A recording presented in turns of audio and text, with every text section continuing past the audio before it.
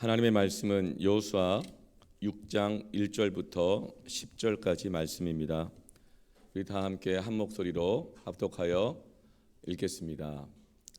이스라엘 자손들로 말미암아 여리고는 굳게 닫혔고 출입하는 자가 없더라. 여호와께서 여호수아에게 이르시되 보라, 내가 여리고와 그 왕과 용사들을 내 손에 넘겨 주었으니 너희 모든 군사는 그 성을 둘러 성 주위를 매일 한 번씩 돌되 엿새 동안을 그리하라.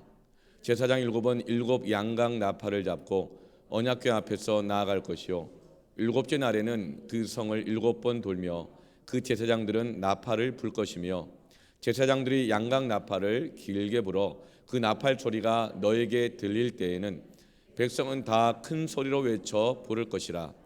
그리하면 그 성벽이 무너져 내리리니 백성은 각기 앞으로 올라갈지니라 하시매, 눈의 아들 여호수아가 제사장들을 불러 그들에게 이르되 너희는 언약궤를 메고 제사장 7은 양각 나팔 7을 잡고 여호와의 궤 앞에서 나아가라 하고, 또 백성에게 이르되 나아가서 그 성을 돌되 무장한 자들이 여호와의 궤 앞에서 나아갈지니라 하니라. 여호수아가 백성에게 이르기를 마침에 제사장 7은 양각 나팔 7을 잡고 여호와 앞에서 나아가며 나팔을 불고 여호와의 언약궤는 그 뒤를 따르며 그 무장한 자들은 나팔 부는 제사장들 앞에서 행진하며 후군은 궤 뒤를 따르고 제사장들은 나팔을 불며 행진하더라. 여호수아가 백성에게 명령하여 이르되 너희는 외치지 말며 너희 음성을 들리게 하지 말며 너희 입에서 아무 말도 내지 말라. 그리하다가 내가 너희에게 명령하여 외치라 하는 날에 외칠지니라 하고. 아멘. 인생에는 반드시 통과해야 하는 문이 있습니다. 진학을 하기 위해서는 입학 시험을 통과해야 하고, 취업을 위한 입사를 하기 위해서는 면접을 통과해야 합니다. 군인이 되기 위해서는 그 혹독한 훈련의 과정을 또 통과해야 합니다. 그런데 우리의 인생 속에서 통과해야 될 문이 하나만 있는 것이 아니라, 우리가 나이가 들어가고 사회 환경이 바뀌고 그리고 내게 주어지는 이 책임이 달라질 때마다 우리는 그때마다 반드시 통과해야 하는 문이 있습니다. 지금 이스라엘도 가나안 땅을 취하기 위해서 반드시 통과해야 되는 여리고 성이라고 하는 이 문제를 만나게 되었습니다. 여호수아는 이 숨이 막히는 책임감 속에서 홀로 여리고 성을 정찰하러 가는 것입니다. 우리가 어떤 새로운 책임을 맡았을 때 이걸 반드시 감당해야만 그 다음 단계로 갈 수 있습니다. 그럴 때 우리에게는 숨막히는 긴장감과 또 무거운 책임감이 우리를 짓누르는 것이죠. 여호수아도 마찬가지였습니다. 이제 새롭게 지도자가 된 여호수아는 다음 세대들을 이끌고 가나안 땅으로 들어가야 되는데, 그 앞에는 가장 강력한 요새였던 여리고 성이 가로막고 있으니 그 책임에 대한 중압감 때문에 잠을 이루지 못하고 홀로 여리고 성 정찰을 하러 가고 있었습니다. 무슨 방법이 없을까? 어디 조금이라도 빈틈은 없을까? 아무리 눈을 씻고 살펴봐도 조금의 틈도 보이지 않는 것입니다. 바로 그때 어떤 한 사람이 칼을 들고 여호수아 앞을 딱 가로막고 섭니다. 여호수아가 당황하고 놀라서 묻습니다. 당신은 우리를 위함이냐, 아니면 우리의 적들을 위함이냐? 지금 여호수아는 그 무거운 책임감들 때문에 뭐라도 나에게 도움이 될 만한 것이 있으면 붙잡고 싶은 것입니다. 그래서 그의 마음속에 있었던 본심이 드러나는 것이죠. 나에게 도움이 될 것인가, 아니면 나에게 피해가 될 것인가? 그런데 이것은 여호수아와 이스라엘 백성들 마음속에 있었던 그들의 신앙의 중심이 드러나게 한 것입니다. 우리는 평안할 때보다 조급할 때, 부담될 때, 어려운 일이 있을 때, 그때서야 비로소 우리의 진심이 드러납니다. 우리 신앙의 본질이 딱 드러나는 것이죠. 그래서 하나님께서는 칼을 들고 딱 가로막고 계시는 거예요. 여호수아와 이스라엘 백성들의 그들의 신앙의 중심이 뭐였습니까? 하나님이 보내신 사람이라 할지라도, 심지어 때로는 하나님조차도 나의 도움이 될 것인가, 아니면 나에게 피해를 끼칠 것인가. 하나님을 조력자로 여기고 있는 것이죠. 우리가 하나님을 조력자로 여기면 나에게 도움이 안 되고 나에게 조금이라도 피해가 될 것 같다고 생각되면 그 순간 우리는 하나님을 대적자로 삼게 됩니다. 하나님을 조력자로 여기는 사람은 어느 순간 하나님을 등지게 될 수도 있다는 것이죠. 그래서 지금 하나님은 칼을 들고 여호수아 앞에서 딱 가로막고 있는 것이죠. 그 여호수아의 질문 앞에 대답하십니다. 나는 네 편도 아니고 적들의 편도 아니다. 이 말은 무엇이죠? 난 너의 조력자가 아니다. 그리고 또 나는 너에게 피해를 끼치는 자도 아니다. 나는 여호와의 군대 대장으로 지금 왔느니라. 여호와의 군대 대장이라는 건 무엇이죠? 출애굽기 말씀, 이스라엘 백성이 출애굽할 때 하나님이 그 이스라엘 백성들을 뭐라고 불러요? 여호와의 군대라고 부르잖아요. 하나님은 말씀하시죠. 나는 너를 조력하는 자가 아니다. 그렇다 나는 너에게 피해를 끼치는 자도 아니다. 나는 너의 대장이다. 하나님 우리의 조력자가 아니라 하나님 우리의 주인이신 것입니다. 근데 우리를 착취하고 억압하고 피해를 주는 분이 아니라 우리를 풍성하게 하시고 우리를 지켜주시는 주인이신 것입니다. 그리고 말씀하십니다. 그러니 너는 이제 너의 발에서 신을 벗어라. 신을 벗는 행위는 권리를 이양하는 것입니다. 이것은 종이 주인 앞에서 하는 행동입니다. 하나님은 말씀하십니다. 나는 너와 관계가 새로워지기를 원한다. 나는 너의 주인이고 너는 나의 종이 되기를 원한다. 그럴 때 내가 너를 지켜줄 것이고 내가 너와 함께 할 것이고 이 관계가 바르게 되어야 이 문이 통과되게 될 것이다. 사랑하는 성도 여러분, 하나님이 나의 조력자가 되는 것이 나에게 도움이 더 되겠습니까? 아니면 하나님의 나의 대장 되시는 것이 정말 나에게 도움이 되겠습니까? 하나님을 대장으로 삼으시길 바랍니다. 하나님을 조력자 정도로 필요할 때만 불러 제끼는 것이 아니라 하나님이 나의 주인 되게 하십시오. 그리고 나서 하나님께서 여리고 성이 열리게 하는 그 방법을 명령해 주십니다. 그런데 그 명령이라는 것이 너무나도 이상합니다.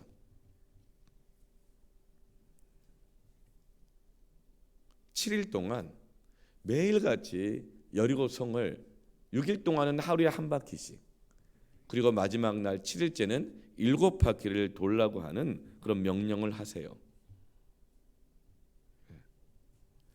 여러분, 너무 이상한 명령 아닙니까? 이것이 무슨 방법입니까? 게다가 여리고성은 지금 어떤 상태인가요? 1절 말씀에 여리고는 굳게 닫혔고 출입하는 자가 없더라. 이스라엘 백성들은 지금까지 출애굽 40년의 과정을 거치고 나서 홍해바다를 건너고 홍해바다라는 이 문을 통과하고 40년 동안 수없이 불순종하다가 또 간신히 또 일어났다가 순종했다가 이걸 계속 반복하면서 날마다 먹는 문제 해결받고 그 다음은 어디로 가야 되나 이 문제 해결받고 그렇게 왔어요. 40년을 거쳐 왔는데 이제 가나안 땅에 들어갈 때 요단강이 다 가로막고 있네요. 그런데 이 요단강을 또 건너면서 지금까지 이스라엘 백성들은 하나님께서 하신 명령대로 비록 불순종도 많이 했지만 억지로든 끌려가서든 하여간 순종하면서 여기까지 왔어요. 얼마나 지쳐 있었겠습니까? 그런데 요단강이 또 가로막고 있는 거예요. 그 요단강을 또 언약궤만 바라보면서 건넜어요. 그런데 하나님은 또 여리고성을 향하여 가나안 영을 향하여 직진하게 하지 않으시고 다시 돌아가라. 요단강으로 돌아가서 거기 강바닥에 있는 돌 12개를 취해서 요단강 언덕에 세우고 그 무거운 돌을 또 다 어깨에 메고 8km를 걸어가서 길갈 너희들이 유숙할 곳까지 가서 거기서 돌을 또 세워라. 성경에서 돌을 세우고 돌을 쌓는 것은 전부 다 예배를 말하는 것입니다. 하나님이 하셨다는 것을 기억하는 예배를 드려라. 자녀들에게도 이것을 기억하게 하라. 그리고 나서 이제 좀 체력을 회복하고 정비를 하고 가나안을 향해서 전진해 나가야 되는데 이번에 또 하나님이 또 이상한 명령을 하셔요. 할례를 행하라는 거예요. 할례를 행하다 보니 남자들은 전부가 다 일주일 동안 들어 누워 있는 것입니다. 그렇게 하나님이 명령하시는 대로 서라 하면 서고 가라 하면 가고 예배를 드리러 가면 예배를 드리고 8km 걸어가서 또 예배를 드리려면 또 거기서 예배를 드리고 할례를 행하고 다 했는데 그렇게 하나님 말씀대로 순종과 불순종을 반복하면서 예배하고 순종하는 그 동안에 여리고성은 어떻게 되었습니까? 그동안 여리고 사람들은 성 안으로 다 들어와서 자리를 다 잡고 문을 잠그고 철통 같은 수비태세를 갖춰버린 것입니다. 이것이 우리 신앙생활 할 때 겪는 문제가 아닐까요?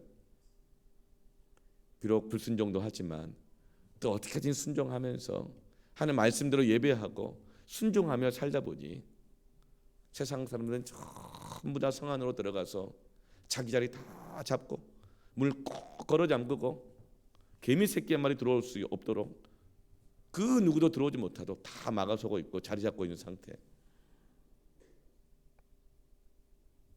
게다가 여리고성은 또 얼마나 강력한 천연 요새인지.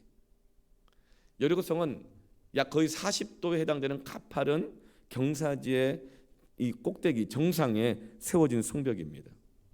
그리고 이 여리고 성벽은 얼마나 강하고 두터운지 이중벽으로 되어 있는데 외벽은 그 두께가 4m입니다.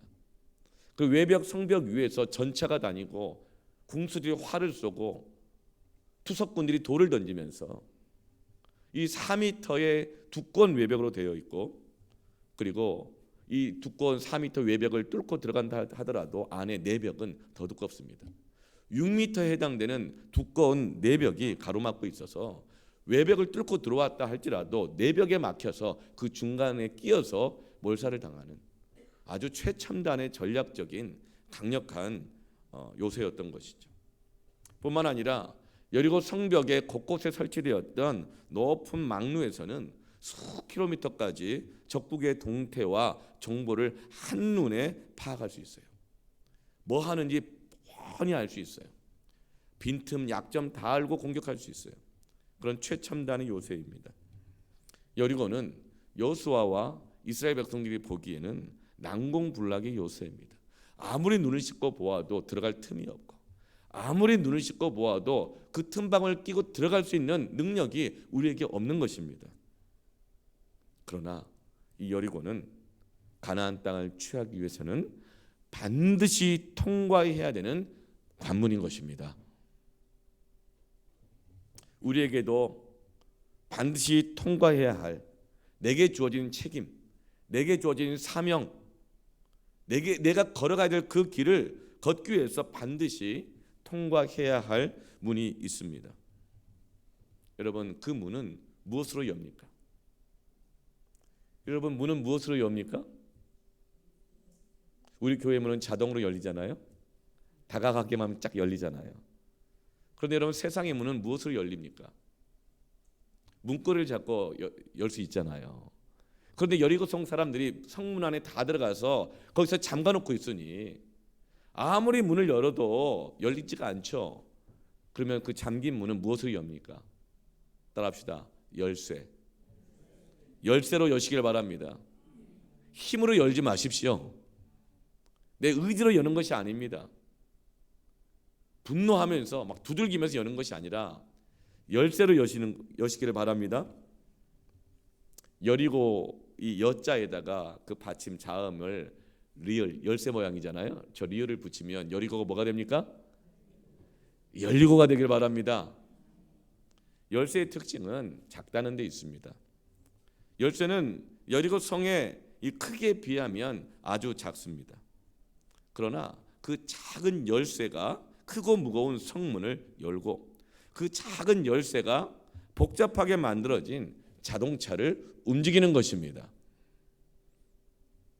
패스워드 그 작은 몇 개의 단어가 그 복잡한 컴퓨터를 그 프로그램들을 여는 것입니다. 여러분 컴퓨터를 만드실 수 있는 분 있으세요? 컴퓨터의 메커니즘을 다 이해하는 분 계세요? 모든 프로그램을 만들고 컴퓨터 언어를 다 아세요? 그렇지만 패스워드를 입력하면 그 컴퓨터가 열리고 사용되게 되는 것입니다. 자동차를 만들 줄 아세요? 우린 몰라요. 자동차의 모든 기능들과 메커니즘들을 다 여러분 이해하세요? 몰라요. 그러나 열쇠로 그 자동차가 시동이 걸리고 움직이는 것입니다. 예수님이 수많은 인간의 난제들을 해결하시는 것을 제자들이 보았습니다. 그 제자들도 저 문제 나한테도 있는데, 저 문제 우리 집에도 있는데, 저 문제 내 자식한테도 있는데, 저 문제 저 이웃한테도 있는데, 나도 예수님처럼 내 가족의 자녀들의 이웃들의 문제를 해결할 수 있으면 얼마나 좋겠는가.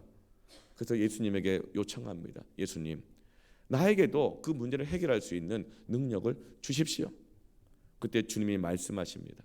마태복음 17장 20절에 만일 너희에게 믿음이 겨자씨 한 알만큼만 있어도 이 산을 명하여 여기서 저기로 옮겨지라면 옮겨질 것이요 또 너희가 못할 것이 없으리라. 여러분,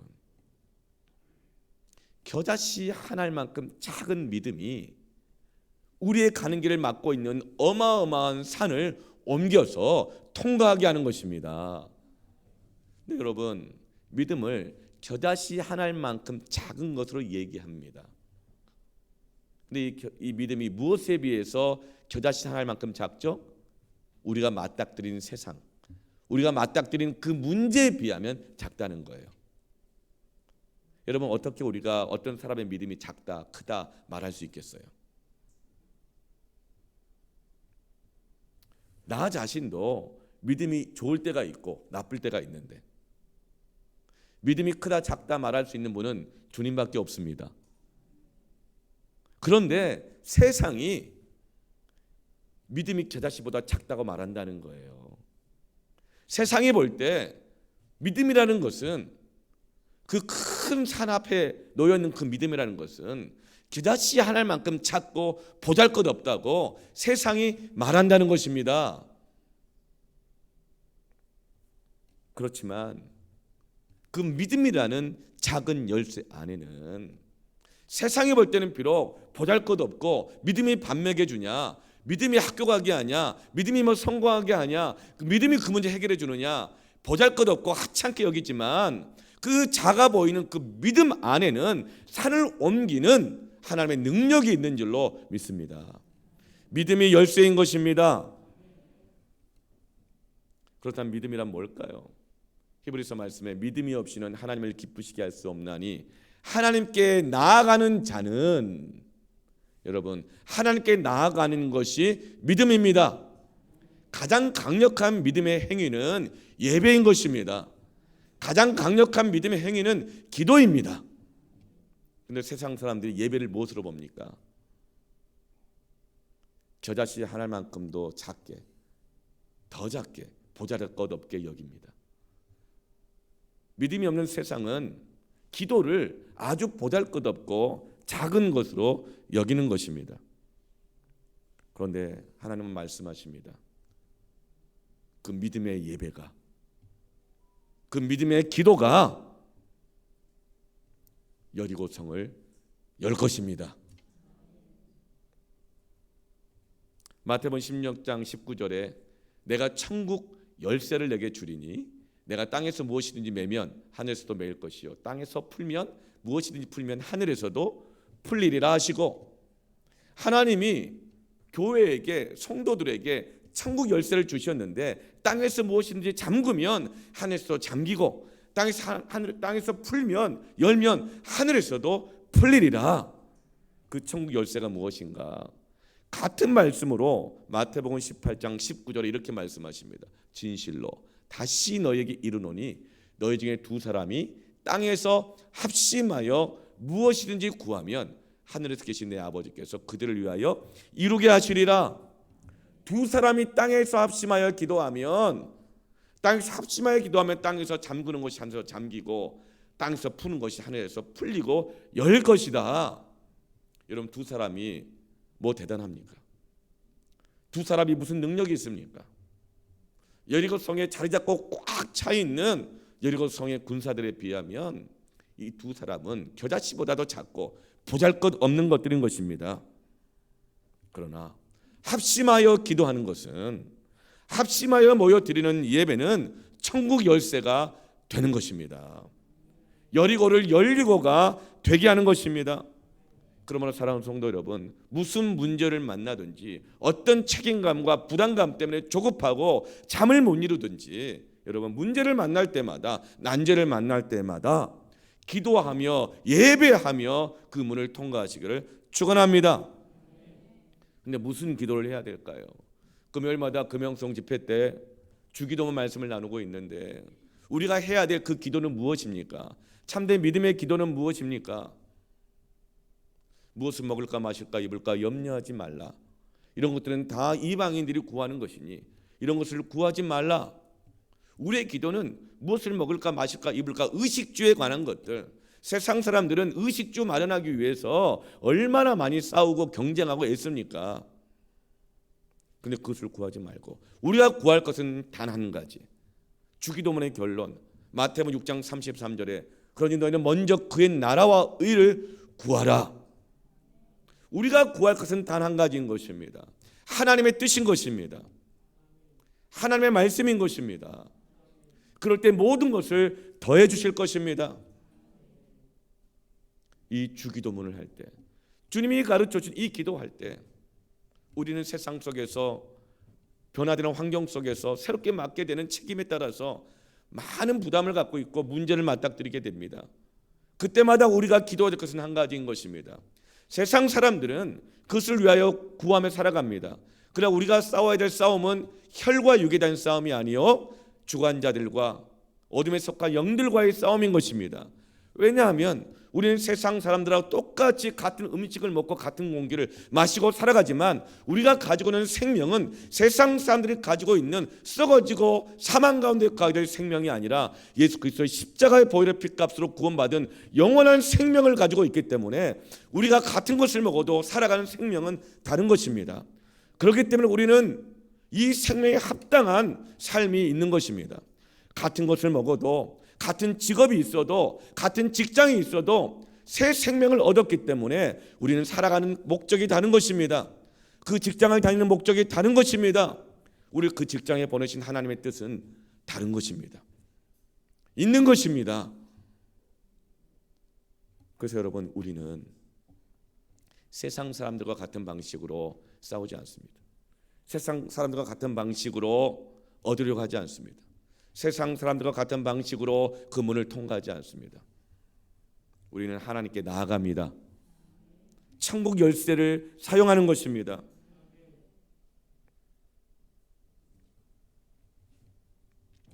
여호와의 군대 대장이 여호수아에게 믿음으로 반응할 것을 요구합니다.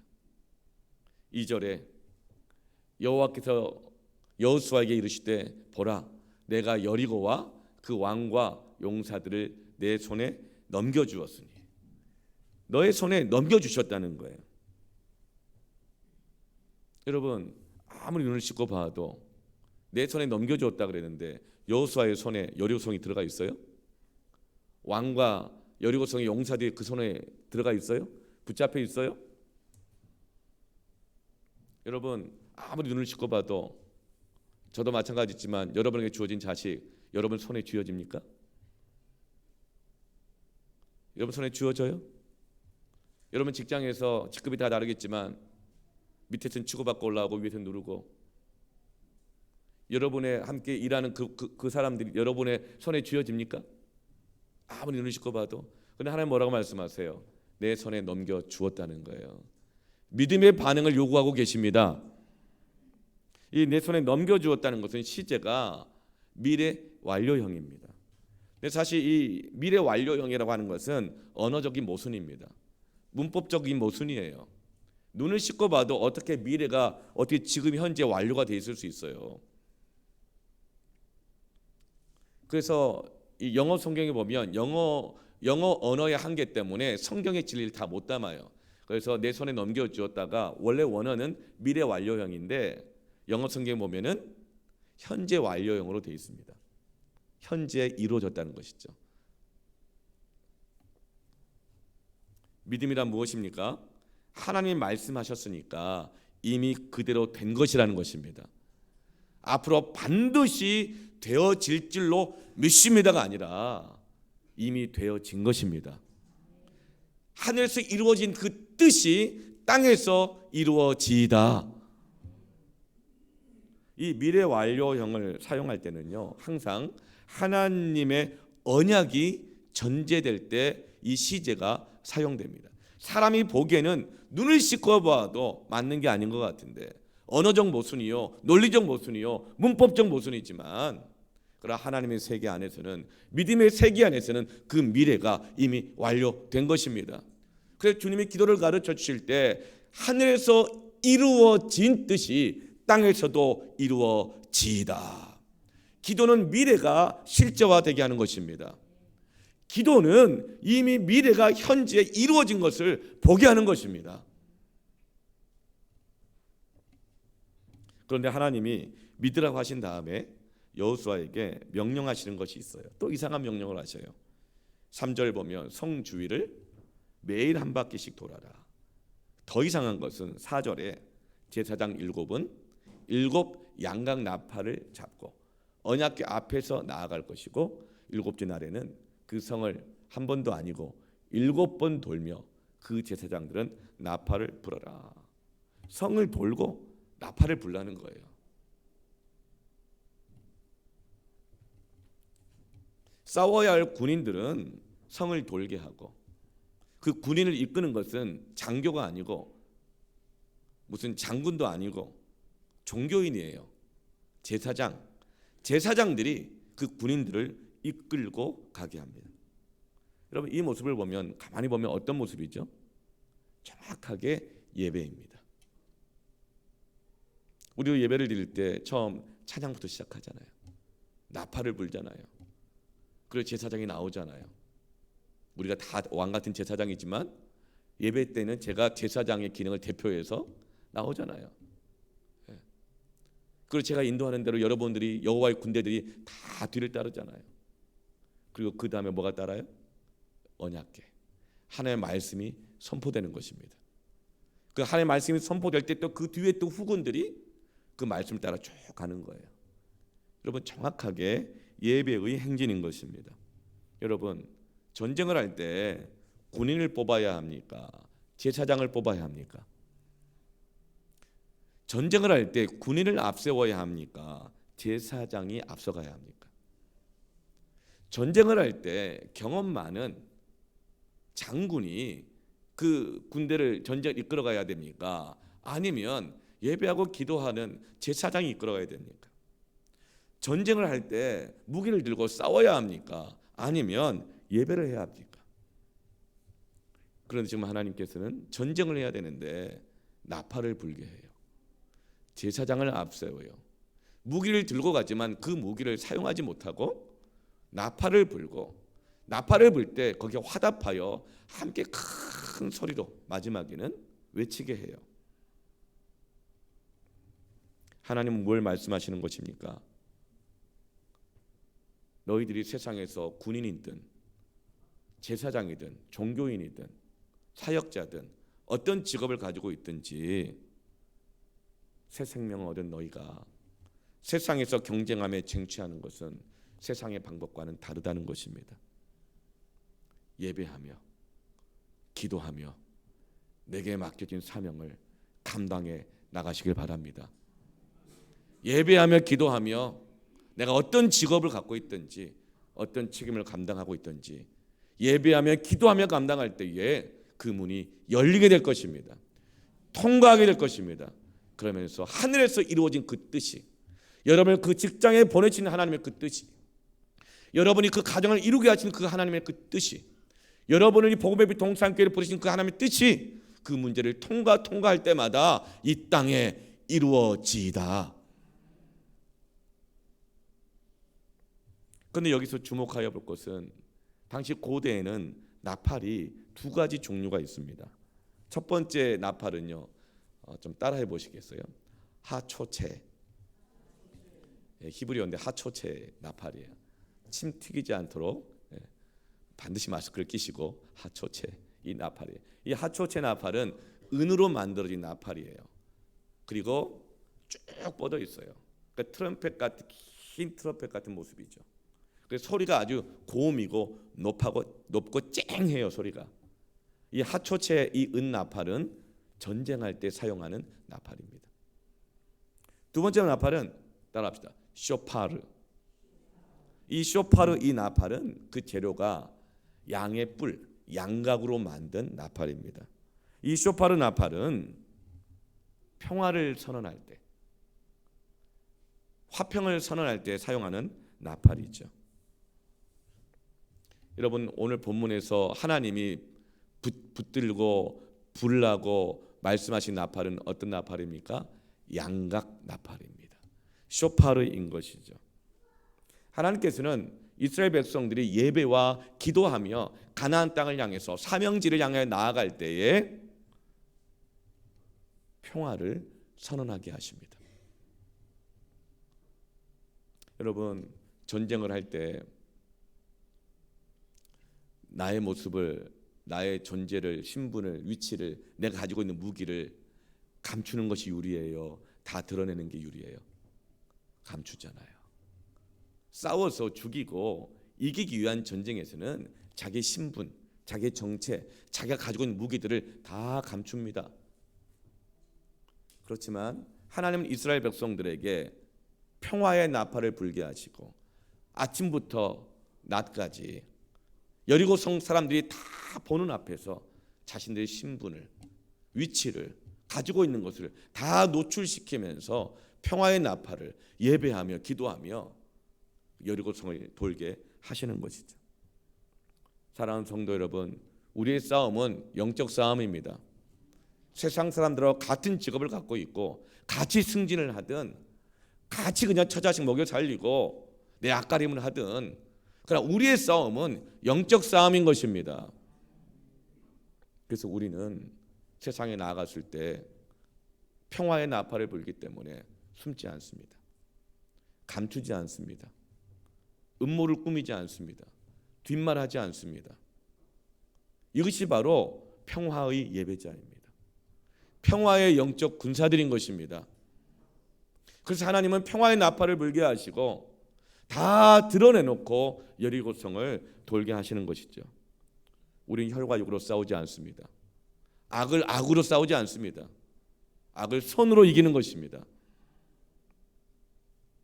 그것은 굉장히 어리석어 보입니다. 보잘것없어 보입니다. 그래서 아무 힘도 없어 보입니다.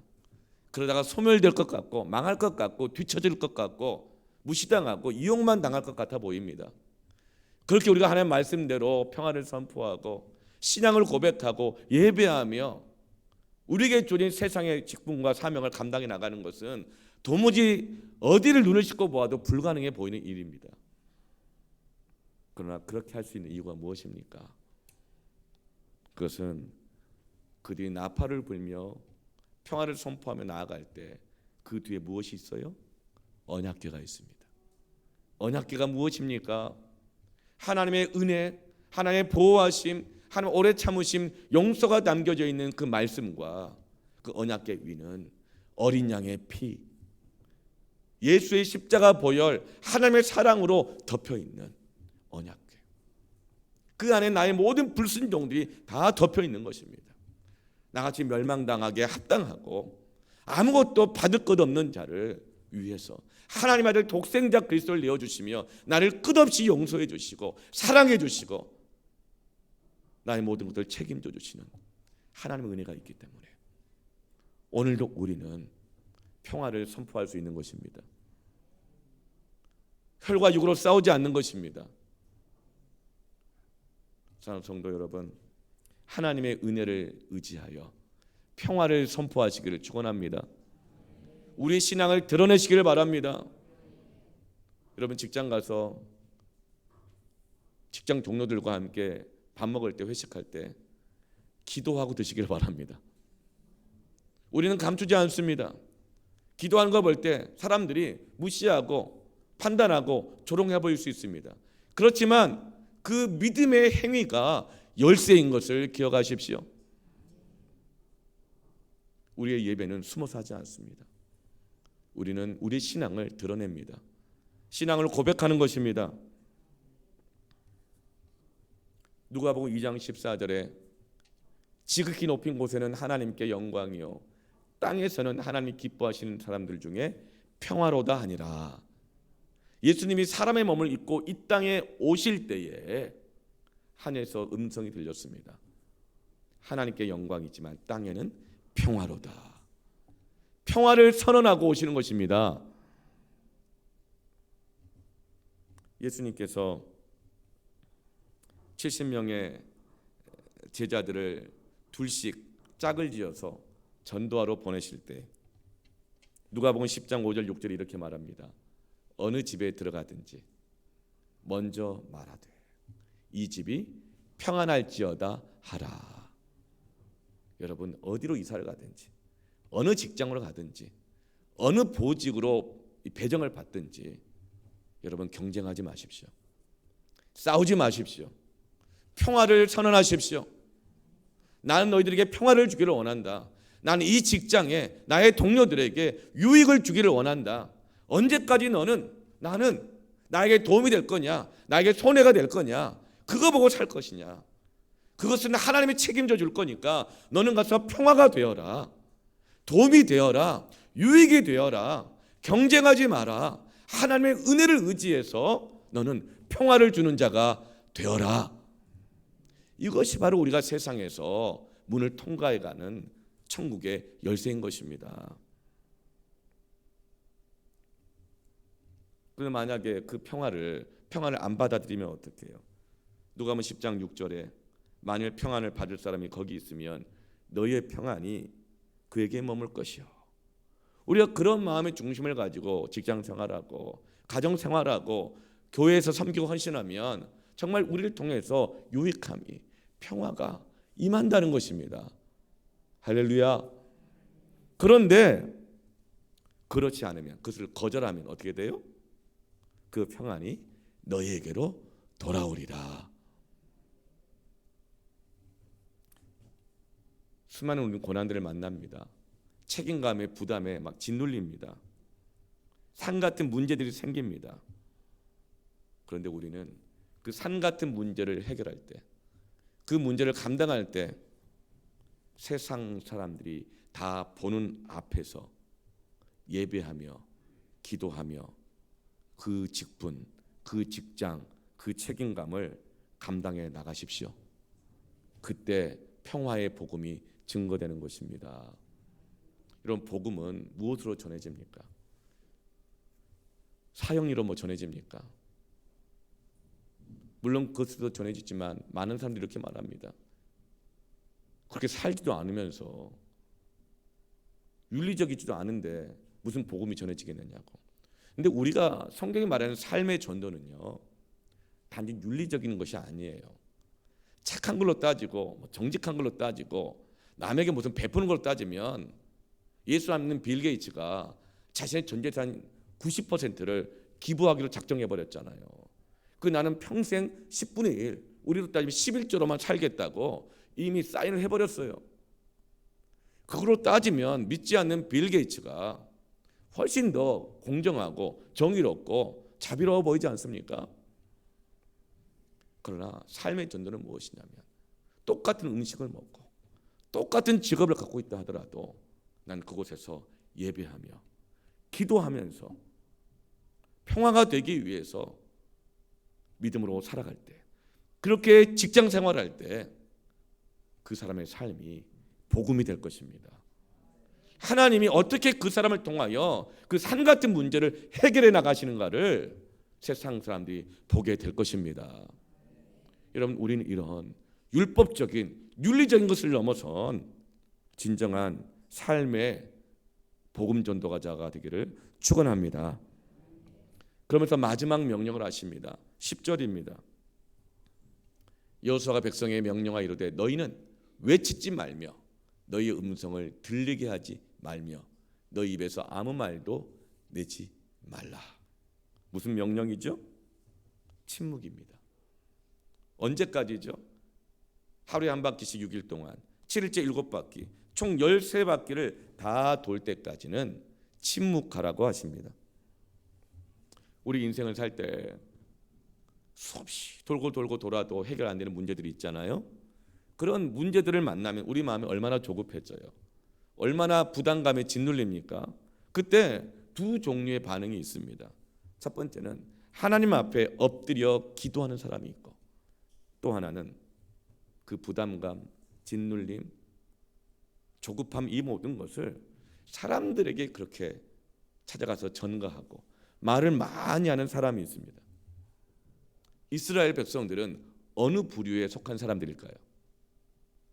안타깝게도 두 번째였습니다. 그래서 이 명령을 하는 거예요. 마지막으로.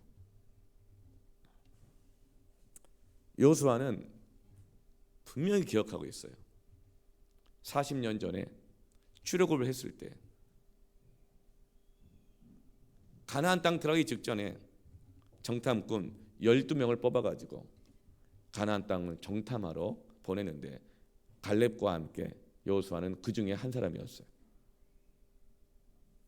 여호수아와 갈렙은 가나안 땅을 40일간 정찰을 하면서 모세를 통하여 주신 하나님의 말씀으로 해석하고 믿음으로 반응했습니다.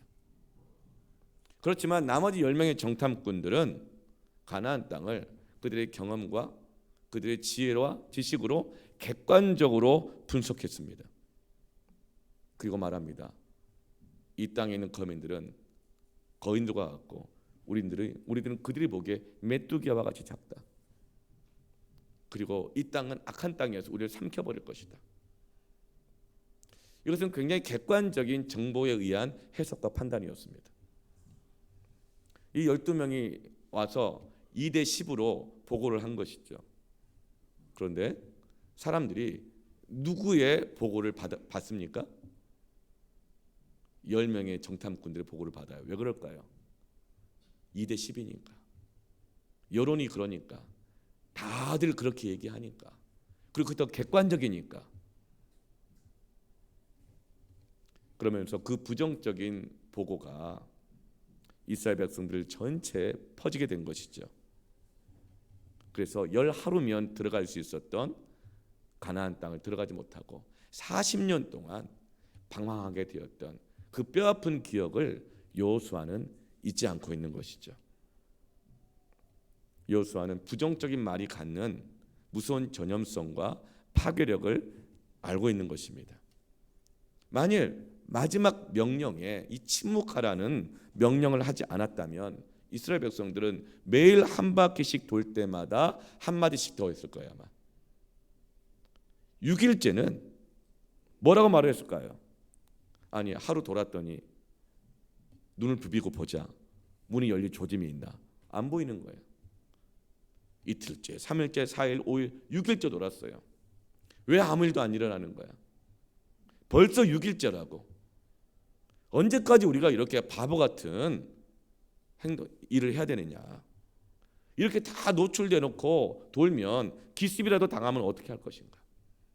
저들은 지금 우리를 훤히 다 보고 있지 않는가? 이렇게 계속 도는 것은 미친 짓 아닌가? 이렇게 계속 도는 것은 아무 의미 없는 무의미한 행동 아닌가? 이런 그런 부정적인 말들이 계속 나올 것을 아는 것입니다. 누가복음 1장에서 하나님께서 천사를 보내서 제사장 사가랴가 성전에서 분향할 때, 예배할 때, 기도를 드리고 있을 때에 하나님의 메시지를 전달해 줍니다. 사가랴야, 이제 너에게 내가 그렇게 기다렸던 아들을 줄 것이니 그 이름을 세례 요한이라고 하라. 그 메시지를 들었어요. 그때 사가랴 제사장이 뭐라고 말합니까? 그의 생각 속에서 내 아내와 나는 너무나 늙었다. 아이를 가질 수가 없다. 그 생각이 있으면 그 생각을 기도해야 될 텐데 그 생각을 말로 표현합니다. 하나님, 나와 내 아내는 너무 늙어서 아이를 가질 수가 없습니다. 그러자 하나님께서 어떻게 하시죠? 요한이 태어날 때까지, 그 약속이 이루어질 때까지 사가랴의 입을 막아서 벙어리가 되게 하십니다. 왜 그럴까요? 부정적인 생각이 말로 나오는 것을 막기 위함인 것이죠. 우리는 모두가 다 하나님의 형상대로 지음을 받았습니다. 그래서 사람의 말에는 하나님의 능력이 담겨져 있습니다. 하나님은 온 천지를 말씀으로 창조하셨습니다. 성령님도 급하고 강한 바람 같은 소리로 임하십니다. 말에는 능력이 있습니다. 여러분, 침묵이란 무엇입니까? 그것은 하나님께서 말하게 하실 때 말하는 것이 침묵입니다. 오늘 10절에 그리하다가 내가 너희에게 명령하여 외치라 하는 날에 외칠지니라. 믿음이라고 하는 것, 순종이라고 하는 것은 하나님께 박자를 맞추는 것입니다. 우리는 보통 내 시간표, 내 계획, 내 박자에 하나님 보고 맞추라 그러죠. 모든 걸 다 맞추게 합니다. 그러나 언제 여리고가 열리고가 됩니까? 하나님의 박자에 맞출 때에. 그때까지 내 안에 아무리 올라와도 침묵하시길 바랍니다.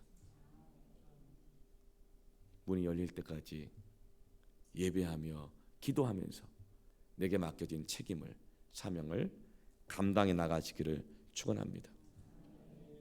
다윗이 정말 위기에 처했을 때에 시편 62편 5절에 이렇게 고백합니다. 나의 영혼아 잠잠히 하나님만 바라라. 나의 소망이 그에게서 나는도다. 사랑하는 성도 여러분, 하나님이 저와 여러분에게 천국 열쇠를 주셨습니다. 믿음을 주셨습니다. 믿음은 선물입니다. 예배와 기도는 천국 열쇠입니다. 세상 사람들이 아무리 우리를 보잘것없게 여기고 그 믿음, 교회, 예배, 기도하면 떡이 나오냐 밥이 나오냐, 여리고가 열리고가 될 것입니다. 담대하게 믿음으로 주님을 따르기를 축원합니다. 이 믿음을 가지고 세상에 맡겨주신 그 사명을 가지고 그 직장으로, 가정으로 믿음으로 담대히 나아가기를 축원합니다. 저한테 올라와 주시고요.